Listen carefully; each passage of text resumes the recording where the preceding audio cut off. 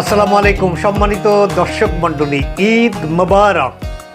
বছর ঘুরে আবার আমাদের সামনে আসলো সেই মহা আনন্দের পবিত্র দিন, পবিত্র ঈদ উল ফিতর। আমরা জানি, আমরা যারা ইসলাম ধর্মে বিশ্বাসী মুসলমান নরনারী নাগরিক, তাদের জন্য আল্লাহর পক্ষ থেকে দুটি বৃহত্তম উৎসবের দিন, একটি হলো ঈদ উল ফিতর, আরেকটি হলো ঈদ উল আজহা। আমরা ঈদ উল ফিতর উদযাপন করতে যাচ্ছি। অনেক দিন পরে একটি গণতান্ত্রিক শাসন ব্যবস্থার আওতায় আমরা এবারের ঈদ উল ফিতর উদযাপন করতে যাচ্ছি। ফলে বিগত দিনে যারা মজলুম ছিলাম তাদের জন্য এবারের আনন্দটি একেবারেই অন্যরকম। বাংলাদেশের বিপুল জনগোষ্ঠী একটা সময় অতিবাহিত করে এসেছে যেখানে তারা নির্বিচার নিষ্ঠুর নির্যাতনের শিকার ছিল। ঈদের দিন পর্যন্ত তারা বাড়িতে আসতে পারেনি, বাগানে মশার কামড় খেয়ে ঘুমিয়েছে, অন্যর বাড়িতে পালিয়ে থেকেছে।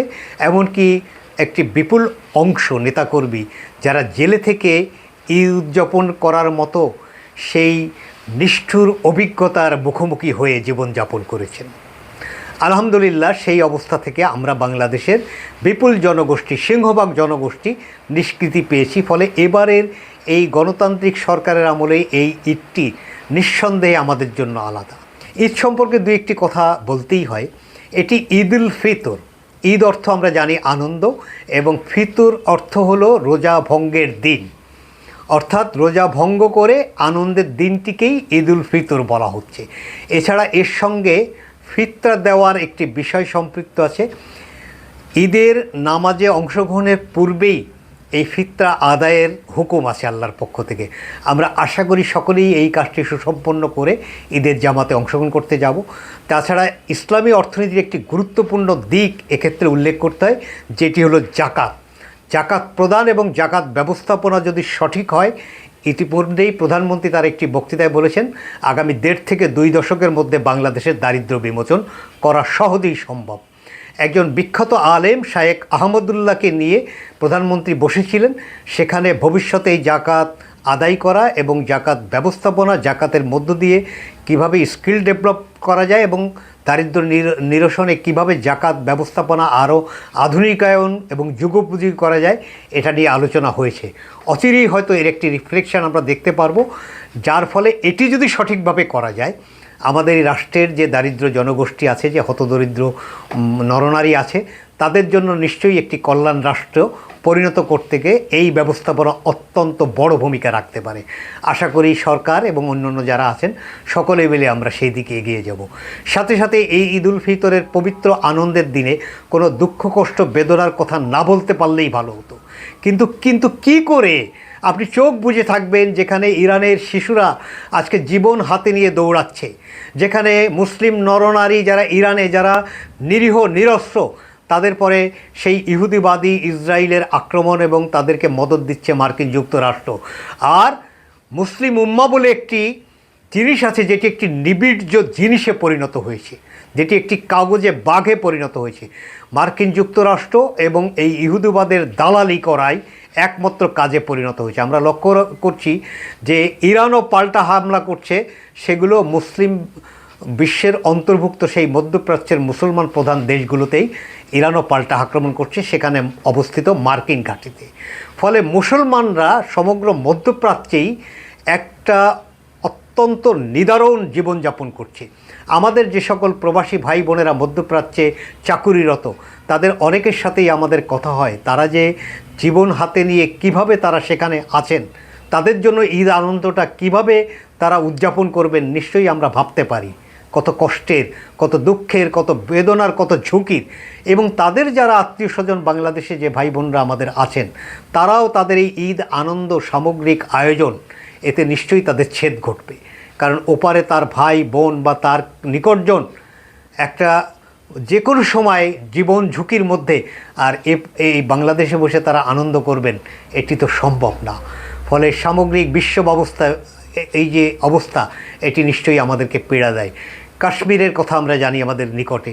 আমাদের পার্শ্ববর্তী যে বৃহৎ রাষ্ট্র ভারত, সেখানে একটি চরমপন্থী হিন্দুত্ববাদী সরকার এবং রাজনৈতিক দল, তাদের নিগ্রহ শিকার হচ্ছে সেখানে সাধারণ মুসলমানরা। তাদেরও অনেক জায়গায় অনেক ক্ষেত্রে সাবলীলভাবে ঈদ উদযাপনের সুযোগ সীমিত অথবা নাই। আমরা লক্ষ্য করেছি এর মধ্যে আমাদের ভ্রাতৃপ্রতিম দুই ভাই পাকিস্তান এবং আফগানিস্তান, তারা এক ধরনের যুদ্ধ করছে। আমরা প্যালেস্টাইনের সেই শিশুদের আর্তনাদ, এগুলো বুকে ধারণ করেই, এই কষ্ট ধারণ করেই আমরা আল্লাহর হুকুম এই পবিত্র ঈদ উল ফিতর উদযাপন করতে আমরা বাংলাদেশের মুসলমানরা নিয়োজিত হয়েছি। আমাদেরকে স্মরণ রাখা দরকার, সেই আল্লাহ যার বান্দা আমরা, তিনি স্বয়ং ঘোষণা করেছেন পবিত্র রমজান মাসে তার হুকুম যারা পালন করেছে তাদের পুরস্কার তিনি নিজের হাতে দেবেন। ঈদ উল ফিতরকে আরাক অর্থে উৎসবের পুরস্কার প্রদানের দিন হিসাবেও বর্ণনা করা হয়। আমাদের ধর্মীয় পরিভাষায় এটাকে ইয়ামুল জায়েজ বা পুরস্কারের দিবস হিসাবেও ঘোষণা করা হয়েছে। ফলে এই রোজাদারদের পুরস্কার আল্লাহ নিজের হাতে দেবেন। যারা সঠিকভাবে সাহারি করেছেন আল্লাহর হুকুমে, রমজানের হুকুম পালন করেছেন, ইফতারি করেছেন, একমাত্র আল্লাহকে ভয় করে তাকে সন্তুষ্ট করার জন্য সারাদিন যা কিছু মুসলমানদের জন্য হালাল, তা দিনের একটা নির্দিষ্ট সময় পর্যন্ত তা ভক্ষণ ভোগ থেকে তারা বিরত থেকেছেন কেবলমাত্র আল্লাহকে সন্তুষ্ট করার জন্য। এই আল্লাহ তিনি নানা সূত্র খোঁজেন, নানা অজুহাত খোঁজেন তিনি তার বান্দাকে কিভাবে ক্ষমা করতে পারেন। এই অপরিসীম দয়াশীল আল্লাহর বান্দা, এটি আমাদের সৌভাগ্য। একই সঙ্গে আমরা একজন রসুলের উম্মত, যাকে রাহমাতুল আলামিন হিসাবে পৃথিবীতে প্রেরণ করা হয়েছে, তাকে শুধু মুসলমানদের জন্য প্রেরণ করা হয়নি, সমগ্র বিশ্ব মানবতার জন্য তাকে প্রেরণ করা হয়েছে। এই দুটো শিক্ষা অর্জন করে আমরা যদি আমাদের প্রতিবেশী মুসলমান ভাই, নিকটাত্মীয় মুসলমান ভাই বোন, তাদের দুঃখ কষ্ট লাঘবে এই ঈদ উল ফিতর বা এই পবিত্র রমজানের শিক্ষাকে গ্রহণ করে আমরা যদি আনন্দটা ভাগাভাগি করে নিই, প্রত্যেকে অন্তত একটি বা দুইটি পরিবার যারা সমর্থবান আছি, তারা আমার প্রতিবেশী, আমার নিকটাত্মীয় কেমন করে ঈদ করছেন বা রোজাটা তার কেমন কাটে, এগুলো যদি একটু খেয়াল রেখে আমরা একটু স্বাভাবিকভাবে যদি তাদের পাশে দাঁড়াই, তাহলে কিন্তু আমাদের ঈদের আনন্দটা প্রকৃত অর্থেই মিনিংফুল হয়। আমরা আশা করি আমরা মুসলমান হিসাবে গর্বিত জাতি, আল্লাহর বান্দা এবং রসুল সাল্লাল্লাহু আলাইহি ওয়াসাল্লামের উম্মত হিসাবে আমরা নিশ্চয়ই গর্বিত মুসলমান। সেই হিসাবে আমরা আল্লাহর হুকুম, রসুলের প্রদর্শিত পথে মুসলমান নরনারী একে অপরের ভাই বোন হয়ে জীবনযাপন করার যে শিক্ষা ইসলাম আমাদের দেয়, যে ভ্রাতৃত্ববোধ, যে সৌহার্দ্য সম্প্রীতির শিক্ষা ঈদের ময়দানে আমরা পাই, আমরা সেখানে দেখেছি ধনী দরিদ্র ভেদ নেই, রাষ্ট্রপতি কুলি কোনো ভেদ নেই, সকলেই স্বাভাবিকভাবে আমরা একে অপরকে মোলাকাত করি, আলিঙ্গন করি। এই শিক্ষাটা অর্জন করে যদি আমরা বাকি 11টা মাস জীবনযাপন করতে পারি, তাহলে ঈদ উল ফিতরের আনন্দ, এই আনন্দ সত্যিকার অর্থেই আমাদের জন্য আনন্দ হিসাবে জীবনে বারবার ফিরে আসবে, একথা বলতে পারি। সকলকে আবারও জানাই ঈদ মোবারক, ঈদের শুভেচ্ছা। বাংলাদেশের অভ্যন্তরে যে মুসলমানরা আছেন, বাংলাদেশের বাইরে বিশ্বের নানা প্রান্তে যে মুসলমান ভাই বোনেরা আছেন, সকলের জন্য আবারও জানাই ঈদ মোবারক।